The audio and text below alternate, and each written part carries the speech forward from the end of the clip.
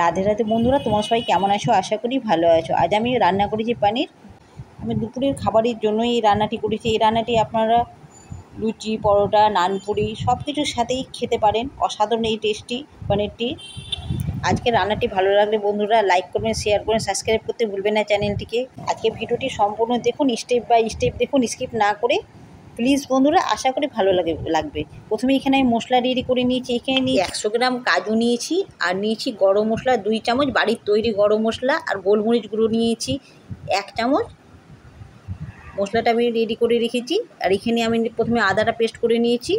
এখানে 4 চামচ মতো আদা পেস্টে আমি দিয়ে দিচ্ছি ধনের গুঁড়ো 2 চামচ, কাঁচা লঙ্কা, সামান্য জল, আর দিয়ে দিচ্ছি কাজু, গরম মশলা, গোলমরিচ গুঁড়ো।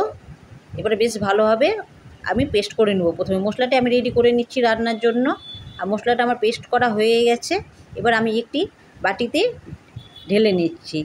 এই রান্নাতে প্রথমে আমি মশলাটা রেডি করছি, মশলা ছাড়া এই রান্নাটি হবেই না আগে, তাই জন্য মশলাটা প্রথমে বেশ ভালোভাবে রেডি করে নিচ্ছি। আমি ধনে কিছুটা আমি ভিজিয়ে রেখেছি, ধনে গুঁড়ো। সব মশলাগুলো আমার রেডি করা হয়ে গেছে। এবার আমি সর্ষের তেল কড়াইয়ে বসিয়ে দিয়েছি, আর তেলে দিয়ে দিচ্ছি 2 চামচ মতো মেথি দানা। বেশ ভালোভাবে মেথিটা আমি ভেজে নিচ্ছি। মেথিটা আমার আছে কিন্তু রান্নাতে লাগবে না, হ্যাঁ, এটা শুধু ফ্লেভারের জন্যই আমি মেথিটা তেলে ভেজে নিচ্ছি। কালো করে একেবারে ভেজে নিয়ে আমি তুলে ফেলে দিচ্ছি মেথিগুলো। এখানে পনিরটা আমি পিস পিস করে কেটে নিচ্ছি। এবার আমি সর্ষের তেলে আমি কিছু সাদা তেল বেশ পরিমাণে অ্যাড করছি। এবার দিয়ে দিচ্ছি ক্যাপসিকামগুলো আমি ডুমো ডুমো করে 1 ইঞ্চি মাপের সব পিস করে কেটে নিয়েছি। আমি এখানে দিচ্ছি 2টো ক্যাপসিকাম, মানে অনেক টাইম ক্যাপসিকাম লাগবে এই রান্নায়। 1/2 চামচ লবণ দিয়ে বেশ নরম করে ভেজে নিচ্ছি প্রথমে। এখানে মশলার জন্য কিছু আমি আদা আবার থেতে নিচ্ছি, না রসটা আমার একটু লাগবে। এবার আমি পেস্ট করা মশলাটি আমি আগে থেকে যে পেস্ট করে রেখেছিলাম সেই মশলাটি আমি দিয়ে দিচ্ছি। এবার দিয়ে দিচ্ছি মশলাটি কিন্তু আমি একদমই নাড়াচাড়া করি, ওর ভেতরে আমি এবার পনিরগুলো আমি দিয়ে দিচ্ছি। এইবার মশলাটা আমি কষে নিচ্ছি। পনির দেখুন হালকা হালকাভাবে নাড়তে হবে, মিডিয়াম জালে পনিরগুলো আমি মশলার সাথে বেশ কষে নিচ্ছি। কয়েক সেকেন্ড পরে দিয়ে দিচ্ছি আমি 2 চামচ সসটি দিয়ে আমি আরও কয়েক সেকেন্ড বেশ ভালোভাবে কষে নেব। মশলাগুলো আমি খুব হালকাভাবেই কষছি, মানে কড়াই আমার লেগে যাচ্ছে বারবার। পনির কাঁচা রান্না করতে গেলে খুব সাবধানে রান্না করতে হয়। এবার দিয়ে দিচ্ছি 1 বাটি জল, ছোটো বাটির। বেশ ভালোভাবে নাড়াচাড়া করে আমি কয়েক সেকেন্ড ফুটতে দিয়ে দিচ্ছি। বেশ যেন 5-6 মিনিট ভালোভাবে ফুটে যায়, পনিরগুলো যেন বেশ ভালোভাবে সেদ্ধ হয়ে যায়, আর মশলাটি যেন খুব ভালোভাবে তৈরি হয়ে যায়।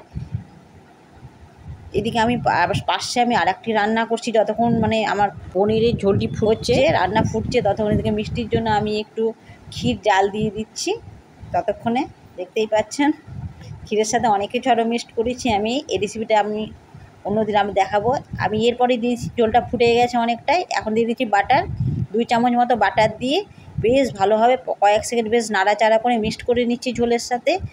ভালোভাবে মিক্সড হয়ে গেছে। এবার কয়েক সেকেন্ড ফুটে গেছে আমার ঝোলটি। এবার দিয়ে দিচ্ছি ম্যাগি